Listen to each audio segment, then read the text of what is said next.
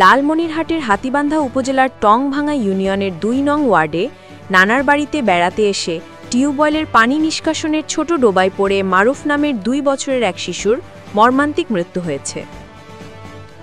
স্থানীয় সূত্রে জানা যায়, শিশুটির পিতা সোহাগ হোসেন জীবিকার তাগিদে ২ দিন আগে ঢাকায় যান। এইদিকে শিশুটির মা ২ সন্তানকে নিয়ে বাবার বাড়িতে বেড়াতে আসেন। নানার বাড়ির টিউবওয়েলের পাশে খেলা করছিল ছোট্ট মারুফ। অসাবধানতাবশত টিউবওয়েলের পানি নিষ্কাশনের ডোবায় পড়ে যায় সে। পরিবারের সদস্যরা চিৎকার শুনে শিশুটিকে উদ্ধার করে স্থানীয় হাসপাতালে নিয়ে গেলে কর্তব্যরত চিকিৎসক তাকে মৃত ঘোষণা করেন। পাবলিক বাংলা, লালমনিরহাট। বাচ্চারা খেলতেছে, ওর মা ওষুধ দিতেছে, পরবর্তী আর মা বাচ্চারা মা খুঁজতেছে, পরে আসি দেখে একটা বাচ্চা দেখে বলে বাচ্চারা পানিতে পড়ে গেছে। পরে একজন মানুষ এসে তুলিয়ে আমার ইচ্ছে আমি মেডিকেল নিয়ে আসছি বরাবর।